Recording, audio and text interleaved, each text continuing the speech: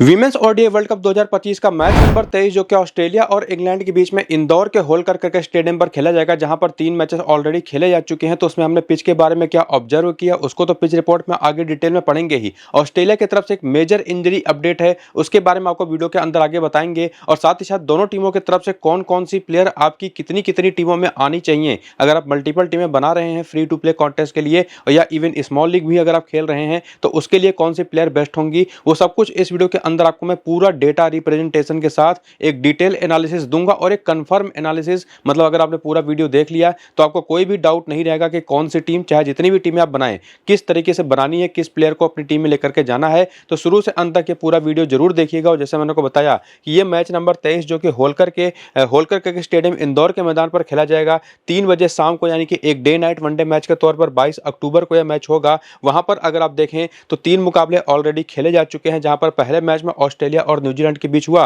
जहां पर ऑस्ट्रेलिया ने पहले बैटिंग करी, 326 रन बना करके टीम ऑल आउट हो गई। पावर प्ले के पहले 10 ओवर में ही इन्होंने 81 रन बना दिए थे, 1 विकेट गिरा था। उसके जवाब में न्यूजीलैंड की टीम 3 विकेट पेस को और 5 विकेट स्पिन को देने के बाद 237 के स्कोर पर ऑल आउट हो गई। और पावर प्ले में ही इनकी 36 के स्कोर पर 2 विकेटें गिर गई थी। यह मैच भी डे नाइट मैच ही था, जो कि 1 अक्टूबर को खेला गया था। दूसरे मैच में न्यूजीलैंड और साउथ अफ्रीका का जो मैच हुआ, वहां पर साउथ अफ्रीका ने स्कोर को बड़ी इजीली, जो न्यूजीलैंड ने बनाया था 231 का, चेज किया। और यहां पर पावर प्ले के दोनों इनिंग्स के अंदर अगर आप देखें तो ठीक ठाक बॉलर्स के लिए बहुत हेल्प तो वहां पर नहीं थी, लेकिन वहां पर उनके पक्ष में गया इवन पहली इनिंग का पावर प्ले खास करके। और जो लास्ट मैच यहां पर हुआ वहां पर भी पावर प्ले काफी हद तक इवन सा ही रहा, कोई बहुत ज्यादा मदद यहां पर तेज गेंदबाजों के लिए नहीं थी। लेकिन यहां पर जो स्कोरिंग हुई, वहां पर इंग्लैंड ने पहले बैटिंग करी, 288 रन बनाए 8 विकेट के नुकसान पर। और उसके जवाब में इंडियन टीम जब चेज कर रही तो एक बार लगा था जीत जाएगी आसानी से, लेकिन फिर 284 रन पर इंडियन टीम रह गई और 4 रन से उस मैच को हार गई। तो जो पूरा लब्बल हुआ बनता है इस पिच रिपोर्ट का, कहने का मतलब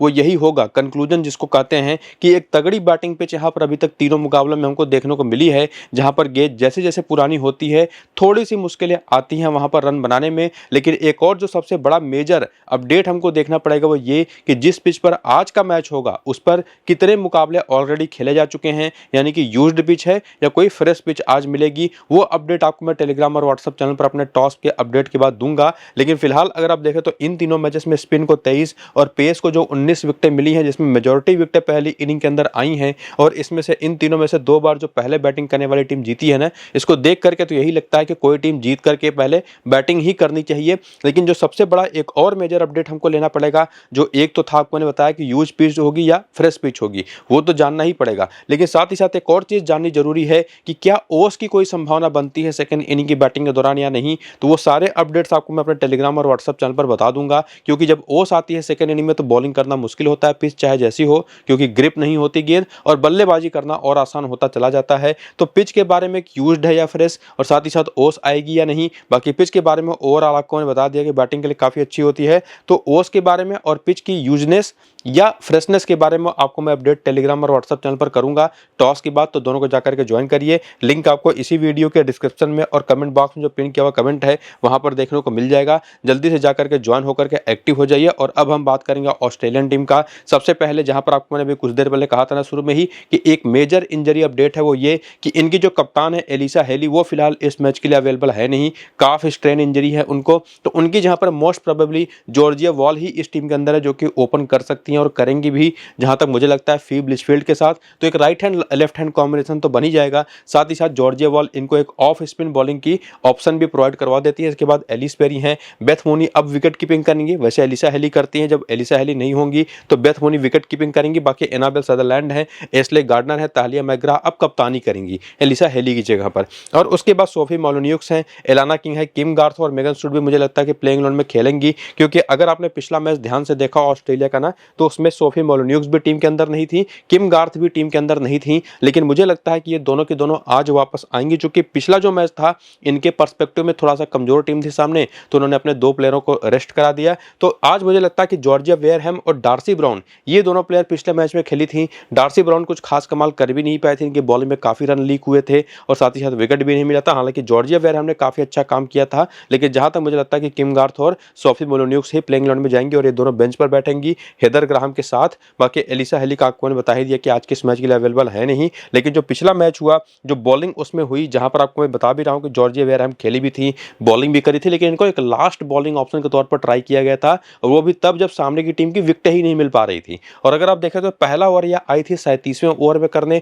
उसके बाद 39, 41, 43, 45, 47 और 49वें ओवर में इन्होंने बॉलिंग करी, 2 विकेट भी लेकर के गई 37वें और 45वें ओवर में। लेकिन मुझे नहीं लगता कि आज खेलेंगे तो सोफी मोलिन्यूक्स इनकी जहां पर आ जाएंगी। और बाकी मेगन सूट को बात करें तो पावर प्ले में ही इन्होंने 5 ओवर कर दिए, 9वें ओवर में विकेट भी लिया। बाकी डार्सी ब्राउन ने भी दूसरा, चौथा, छठा, 8वां, 10वां और इस तरह से जो ओवर्स करे उस नंबर को आप देख सकते हैं। लेकिन इनके जहां पर मुझे लगता है किम गार्थ आएंगी और उनका भी रोल यही होगा, पावर प्ले और डेथ ओवर में बॉलिंग करने का। बाकी एस्ले गार्डनर हो गई, एनाबेल सदरलैंड हो गई जो कि मिडिल ओवर में और डेथ ओवर में अपनी पूरी भूमिका निभाती हैं, और एलाना किंग इनके लेग स्पिनर हो गई, ये भी पूरे मिडिल ओवर्स में बॉलिंग करती हैं। तो जिस जिस ओवर में जो आकर के बॉल करता है, किस किस ओवर में किसको कितनी विकेटें मिली हैं, उसका भी सारा इंफॉर्मेशन आपके सामने यहाँ पर है। तो एक एक बॉलर की आपको यूटिलिटी पता चल जाएगी कि कौन कहाँ पर बॉल करता है। अब आकर के अगर हम आंकड़ों की तरफ आएँ तो निश्चित तौर पर आपके सामने है करियर का डेटा, ऑस्ट्रेलियन प्लेयर्स का ओडीआई करियर स्टैट, जहां पर चूंकि जॉर्जिया वॉल ओपन करेंगे तो निश्चित तौर पर पूरे उम्मीद है उनके बारे में जानना जरूरी है। तो अभी तक जॉर्जिया वॉल केवल 5 वनडे मैचेस खेली हैं,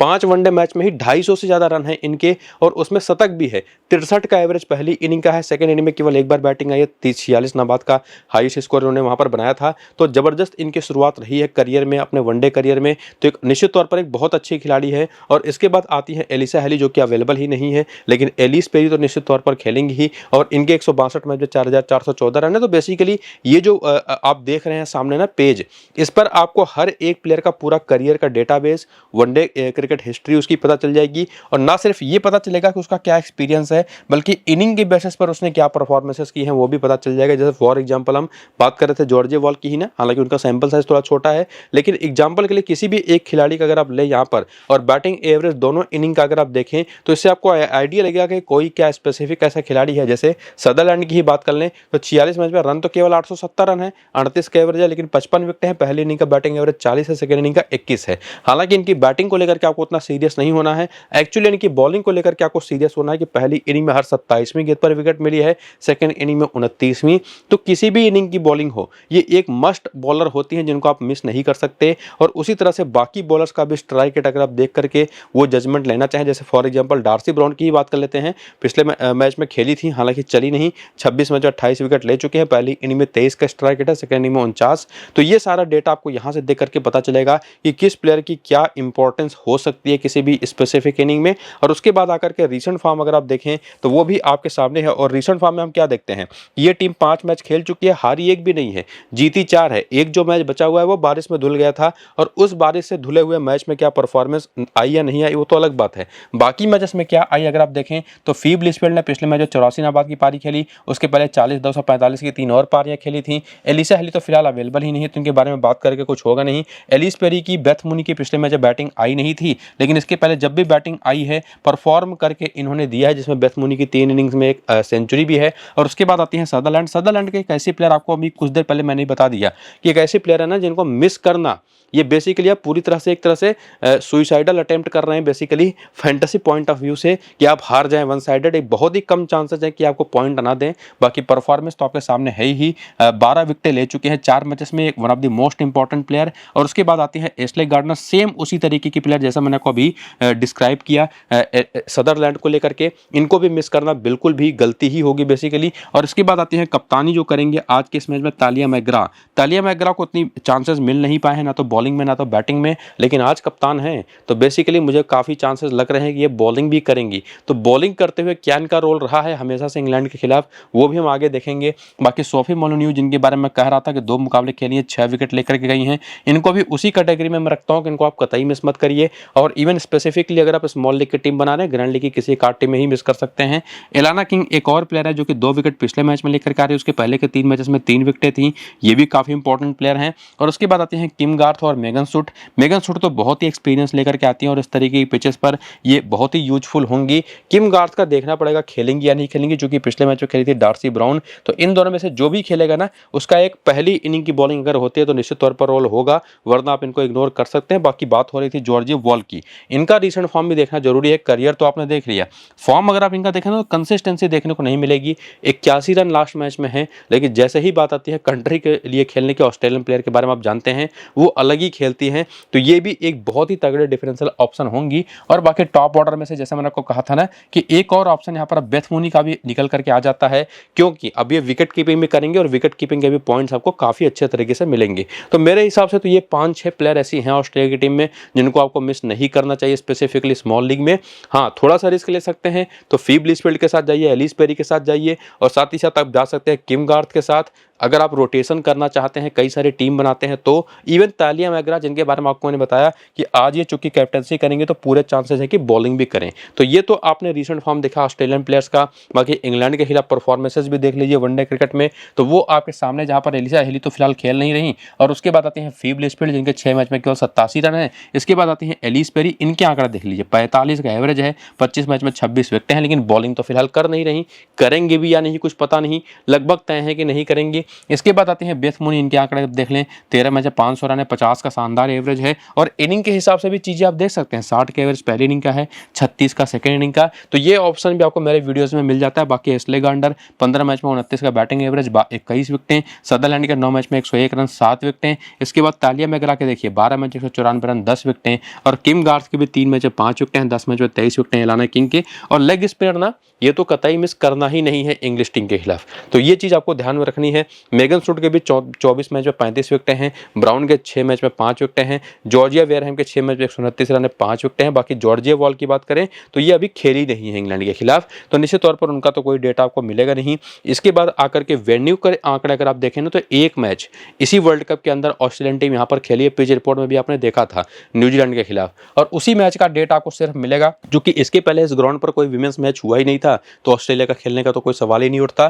तो उस मैच में जो प्लेयर खेली थी ना न्यूजीलैंड के खिलाफ, तो उसमें 19 रन बनाए थे एलिसा हेली ने, फीब लिचफील्ड ने बनाए थे 45 रन, एलिस पेरी ने बनाए थे 33 रन, बेथ मूनी ने 12 रन और 115 रन के शानदार शतकीय पारी खेली थी। इसलिए गार्डनर ने विकेट नहीं मिला था बॉलिंग में, 3 विकेट ली थी। सदरलैंड ने 5 रन बनाए थे, बाकी 26 रन बनाए थे। तालिया मैग्रा ने बॉलिंग करी नहीं थी। किम गार्थ ने 38 रन बल्ले से बनाए थे, विकेट नहीं मिला था। 2 विकेट ली थी एलाना किंग ने, 3 विकेट ली थी सोफी मोलिन्यू ने। तो ये सारे परफॉर्मेंसेज उस मैच में निकल करके आई थी, जिसमें एक बात ये भी बता दूं, जो कि इनिंग की बेसिस पर मैंने कैटेगराइज नहीं कर रखा, एक ही मैच है, लेकिन उसमें बैटिंग पहली इनिंग की थी ऑस्ट्रेलिया की, बॉलिंग सेकंड इनिंग की थी, जो कि आपने पिच रिपोर्ट में पीछे देखा ही है। लेकिन एक और इंपॉर्टेंट चीज जो हमको देखनी होती है वो वीकनेसेस या प्लेयर बैटल जिसको आप कहते हैं, वो भी अगर आप देखें तो निश्चित तौर पर एलिसा हेली तो है नहीं, उनकी बात करने का कोई फायदा नहीं। फीब लिचफील्ड है, फीब लिचफील्ड की बात करें तो अभी आपने पीछे हेड टू हेड में आंकड़े देखे इनके काफी खराब है। और बाकी लॉरेन बेल के खिलाफ भी आंकड़े देखें तो 53 गेंद पर 38 रन बना करके 2 बार आउट हो चुकी हैं। और इसके बाद नेटली सिवर ब्रंट, एनएस ब्रंट के खिलाफ देखें तो 17 गेंद पर 12 रन बना करके 1 बार आउट हुई हैं। सोफी एक्लेस्टन की 4 गेंद पर 3 रन बना करके 1 बार आउट हुई हैं। और उसके बाद आते हैं एलिस पेरी, ये भी बेल पर 2 बार केवल 40 रन बना करके। लेकिन उसके अलावा जो प्लेयर है ना, एलिस कैप्सी पर 1 बार सस्ते में आउट हुई हैं, सस्ते में आप कह सकते हैं लॉरेन बेल पर भी आउट हुई हैं। बाकी नेटली सिवर ब्रंट और एक्लेस्टन ने भी आउट किया है इनको, लेकिन 50-50 के ऊपर का एवरेज है इन दोनों के खिलाफ, इनका एलिस पेरी का। तो निश्चित तौर पर डोमिनेट करती हैं उन बॉलर्स को। और उसके बाद आती हैं इनकी wicket keeper batter Beth Mooney, इनके भी नंबर्स अगर आप देखें तो ये चार्ली डीन पर, एक लेफ्ट हैंडर है, ये भी ध्यान रखिएगा, तो ऑफ स्पिन के खिलाफ इनका बैटल बनता भी है। चार्ली डीन जो ऑफ स्पिनर, उनकी 51 गेंद पर 35 रन बना करके 1 बार आउट हुई हैं। और सोफी एक्लेस्टन पर 3 बार आउट हुई हैं, लेकिन 100 रन बना करके। डेटा आपके सामने है। बाकी इसलिए गार्डनर के भी नंबर्स आप उसी तरह से देख लीजिए। दिक्कतें तो इनको रही हैं बैटिंग में, स्पेसिफिकली इंग्लैंड के खिलाफ।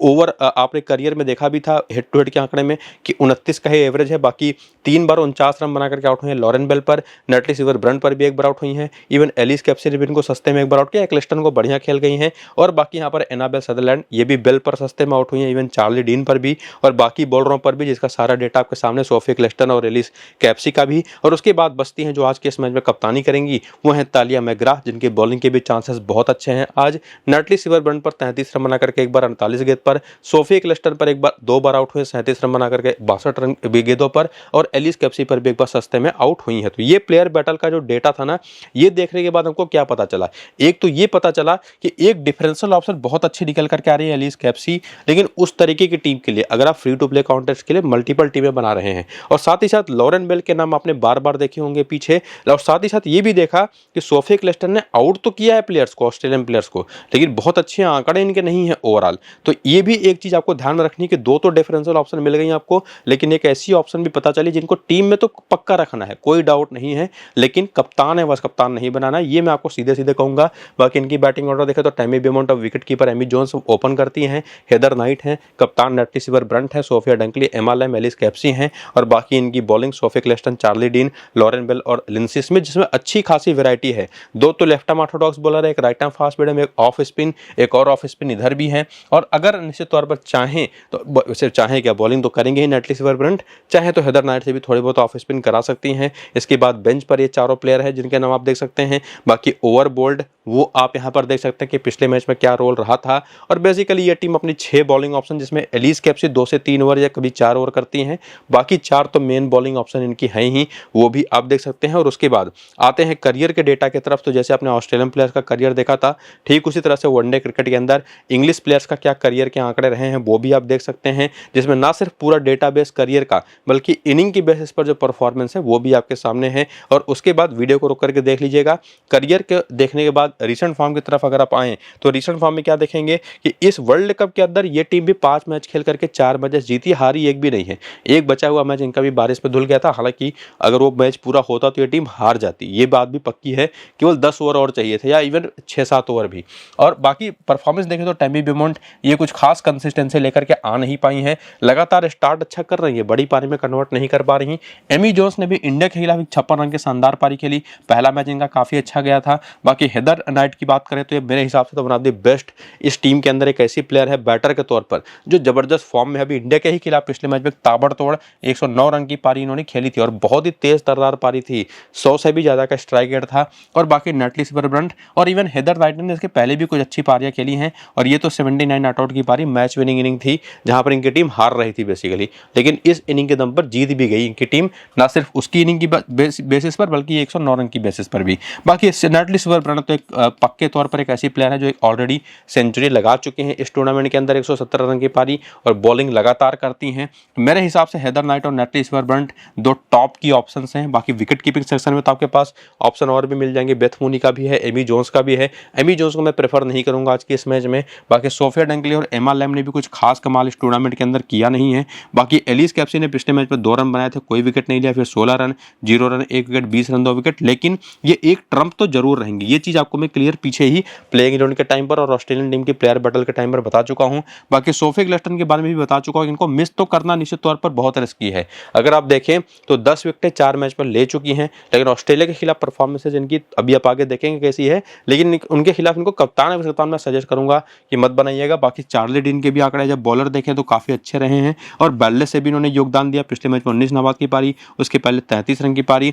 बाकी लॉरेन बेल के आंकड़े थोड़े से कमजोर जरूर हैं, 3 ही विकेटें हैं पिछले 4 मैच पर, लेकिन ऑस्ट्रेलिया के खिलाफ आंकड़े काफी अच्छे हैं, तो ये भी एक ट्रम्प रहेंगी चूंकि इनको ज्यादातर लोग लेकर के जाने वाले हैं नहीं। बाकी लिंसी स्मिथ एक ऐसी खिलाड़ी रही है जिनका शुरुआत तो बहुत अच्छा था, लेकिन पिछले 3 मैच में केवल 2 विकेट है और ये एक ऐसी बॉलर है जो पावर प्ले में ही 4-5 ओवर कर जाती हैं और even left arm Orthodox bowler होने के बावजूद कभी कभी जब कंडीशंस ऐसी हो जहां पर तेज गेंदबाजों को मदद मिल रही हो तो ये सीम बॉलिंग भी करना शुरू कर देती हैं। तो ये उस तरीके की बॉलिंग ऑप्शन है, लेकिन मैं इनको एक ट्रम्प प्लेयर की कैटेगरी में ही रखूंगा कि किसी एक या 2 टीम में, या अगर आप स्मॉल लीग की टीम बना रहे हैं तो एक रिस्क टेकिंग प्लेयर के तौर पर आप इनको इंक्लूड करिए। बाकी 4 प्लेयर तो आपके पास बेस्ट हैं ही जिनको आप सीधे सीधे लेकर के जाएंगे और बाकी प्लेयरों को आप रोटेट करेंगे, चाहे वो एमी जोन्स हो, चाहे टैमी बेमोंट हो, चाहे इवन सोफिया डंकली ही क्यों ना हो। और बॉलिंग में तो निश्चित तौर पर लॉरेन बेल है, लिंसी स्मिथ ज्यादा बेहतर ऑप्शन हैं आपके पास जिनको आप ट्राई कर सकते हैं। इसके बाद आकर के हेड टू हेड के आंकड़े से भी कुछ चीजें क्लियर करें तो जैसे मैंने आपको कहा था ना कि स्पिनर्स जो है, इवन खास करके जो इंग्लिश स्पिनर्स,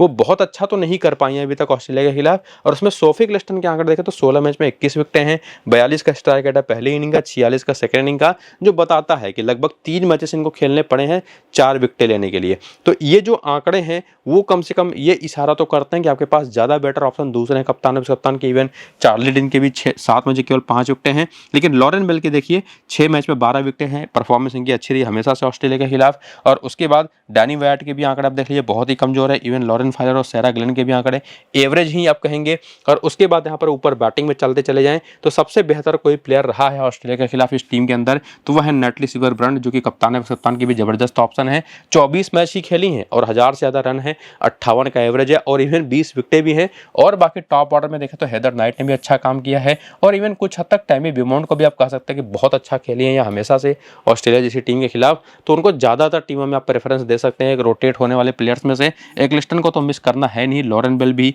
काफी बढ़िया ऑप्शन है। तो अगर आप देखें खास करके कंडीशंस की अगर स्पिनर्स के पक्ष में जा सकती है तब तो चार्ली डिन को रखिए, वरना लॉरेन बेल आपके पास काफी ऑलरेडी बेस्ट ऑप्शन है जिनको आप ट्राई कर सकते हैं। और उसके बाद वेन्यू पर भी, इसी मैदान पर भी एक मैच इंग्लैंड की टीम खेल चुकी है, वो इंडिया के खिलाफ हुआ था जहां पर उन्होंने 288 का स्कोर खड़ा किया और इस मैदान का आखिरी मैच भी वही था जिसमें इनकी हेदर नाइट जो प्लेयर हैं उन्होंने सेंचुरी लगाई थी, एमी जोन्स ने हाफ सेंचुरी लगाई थी, 22 रन बनाए थे, टैमी ब्यूमॉन्ट ने 38 रन बनाए थे, 2 विकेट ली थी कप्तान ने, और बाकी खिलाड़ी कुछ खास कमाल तो नहीं कर पाए थे, लेकिन 19 रन बना करके 1 विकेट लिया था चार्ली डिन ने, एक विकेट लिया था लॉरेन बेल और लिंडसे स्मिथ ने, और इनकी भी वहां पर पहले बैटिंग थी, सेकेंड इनिंग की बॉलिंग थी, तो ये रिजल्ट निकल करके आए थे। बाकी प्लेयर बैटल के क्या रिजल्ट रहे हैं उसको अगर आप देखें तो वो भी आपके सामने है, जहां पर जो इंग्लिश प्लेयर्स जब ऑस्ट्रेलियन बॉलर्स को फेस करती हैं तो अगर आप देखें तो एमी जोन्स एक ऐसे प्लेयर हैं जो कि मेगन सूट पर, तालिया मैग्रा पर, एस्ले गार्डनर पर, एलाना किंग पर और जॉर्जिया वेयरहैम पर बहुत अच्छे आंकड़े किसी के भी खिलाफ इनके नहीं है, और नंबर्स आपने हेड टू हेड के भी देखे होंगे और वही यहां पर रिफ्लेक्ट होता दिखाई पड़ता है। मेगन सूट को तो फिर भी बेहतर खेल गई हैं, बाकी के खिलाफ आंकड़े खराब है। बाकी टैमी ब्यूमॉन्ट, इनके भी आंकड़े आपके सामने हैं, जिसमें एलाना किंग हो गई, जॉर्जिया वेयरहैम हो गई, 2 लेग स्पिनर्स हैं। अब देखिए कितने खराब आंकड़ा है लेग स्पिनर्स के खिलाफ, 46 गेंद पर 36 रन बना करके 3 बार, वेयरहैम की 36 गेंद पर 29 रन बना करके 2 बार, तो क्लियर कट दिखाई पड़ता है कि स्पिन खेलने को लेकर के दिक्कत है, जिसमें तेज गेंदबाजों पर भी विकेट इन्होंने दी हैं लेकिन फिर भी आंकड़े उन पर बेहतर हैं। और हेदर नाइट को भी देखें तो ये भी एलाना किंग पर काफी ज्यादा सस्ते में आउट होती रही हैं, 18 रन बना करके 3 बार, और इवन एस्ले गार्डनर पर भी 81 रन बना करके 3 बार, तालिया मैग्रा, ब्राउन और सूट ने तो उनको आउट किया है, लेकिन बाकी स्पिन खेलने को लेकर के दिक्कतें जो हैं वो क्लियरली विजिबल हैं। बाकी उसी तरह से नेटली सिवरब्रंट हो गई, सोफिया डंगले और एलिस कैप्सी भी जानी जाती हैं स्पिन को खराब खेलने के लिए, इनका भी सारा डिटेल्ड स्टैट्स आप यहां पर देख सकते हैं प्लेयर बैटल का। तो ये देखने के बाद काफी हद तक क्लैरिटी तो ये मिल रही है कि टीम ऑस्ट्रेलिया की ही बेहतर है, उसी को मैच जीतना चाहिए, लेकिन इंग्लिश टीम भी यहां पर एक मैच खेल करके हरा चुके हैं इंडिया को, लेकिन निश्चित तौर पर मैं तो यही कहूंगा कि फेवरेट ऑस्ट्रेलिया ही है। बाकी एलिसा हेली नहीं है जो बैक टू बैक 2 सेंचुरी लगा करके आ रही हैं, वरना वही सबसे सेफ कप्तान है, वो कप्तान की ऑप्शन होती। फिलहाल नेटली सिवरब्रंट और एस्ले गार्डनर 2 बेस्ट कप्तान है, उस कप्तान के ऑप्शन जो कॉमन होंगी, और बाकी जो डिफरेंशियल्स हैं उसमें से एनाबेल सदरलैंड हैं, बेथ मोनी और हेदर नाइट जो ऐसी बैटर्स हैं 2, ये भी एक अच्छी डिफरेंशियल ऑप्शन हो सकती है कप्तान और कप्तान की। और आज के इस मैच में तो जॉर्जिया वॉल बहुत ही अच्छी ऑप्शन है, उनको भी आप ट्राई कर सकते हैं। बाकी क्या फाइनल टीम रहेगी आज के इस मैच की, 2-3 टीमें मैं आपको अपने टेलीग्राम पर शेयर करूंगा, उससे भी जरूरी पिच रिपोर्ट और जो आपको मैंने ओस के बारे में कहा था वो भी आपको टेलीग्राम और व्हाट्सएप पर बताऊंगा। तो लिंक आपको डिस्क्रिप्शन में और पिन कमेंट में मिल जाएगा, मेरे टेलीग्राम और व्हाट्सएप चैनल को जाकर के ज्वाइन कर लीजिए। उससे भी इंपॉर्टेंट है कि वीडियो शुरू से अंत तक पूरा देख करके खुद की टीम बनाइए। फिलहाल इस वीडियो को यहीं पर करेंगे खत्म, चलते हैं, नमस्कार।